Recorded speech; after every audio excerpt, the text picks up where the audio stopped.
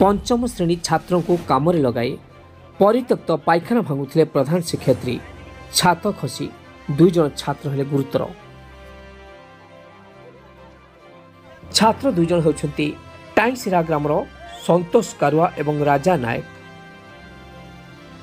उभय छात्रों को अंटा एवं मुंडरे गभीर क्षत होइछि। एभली दुर्घटना को नहीं स्कूल परिसर में उत्तेजना प्रकाश पाई। अभिभावक माने मक्तब स्कूल निकट में पाटना केंदी पशी रास्ता अवरोध करछंती। विद्यालय प्रधान शिक्षयित्री गुरुतर 2 छात्रों को साबल परित्यक्त पायखाना कार्य कराउथला बेले अघटन घटिवा छात्र कहछंती। एहाकु जदिओ प्रधान शिक्षयित्री नलिप्रभा महातो खंडन करछंती। छात्रद्वय पायखाना को जाइथला बेले छात्र खसी पड़िथिबा कथा कहछंती।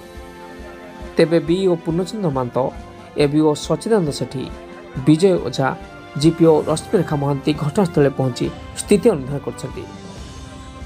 प्रशासन पक्षरु पीओ सुधांशु पाइकराय गुरुतर पिला को हॉस्पिटल नेछंती। पाटणारू कल्पतरु कर रिपोर्ट। झाड़ा जीवे बोली जाइछंती छुआ दे जान। आपण स्कूल एचएम आज्ञा कोन ना आपण कर नलिप्रभा महांतो से माने कोन कहि गले आपण क्लास रो झाड़ा जाउछ बोली कहि जाइछंती। 2 जन साथे गले आज्ञा ताको ना कोन पिला दिन कोन ना राजा नायक आउ आरुटा संतोष नायक। संतोष नायक से समय कोन हला आपण जाई देखिथिले ना कोन केम जानले ना मु देखि नै से आ गोटे पिला डाकी देला जे माने खसी पड़ले बोली। हां कोउतरे खसले माने ना छातरा पड़ी गला बोली डाकिला जण ए जो पायखाना छात्र तळ खसी पड़ला। हां आपण कोन से पुराना थिला ना निम्नमानर काम होइतला से बहुत दिन पुराना छात्र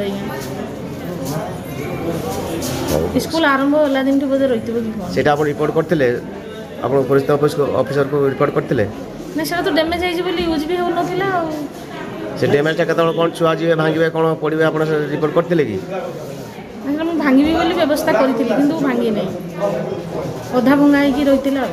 अच्छा।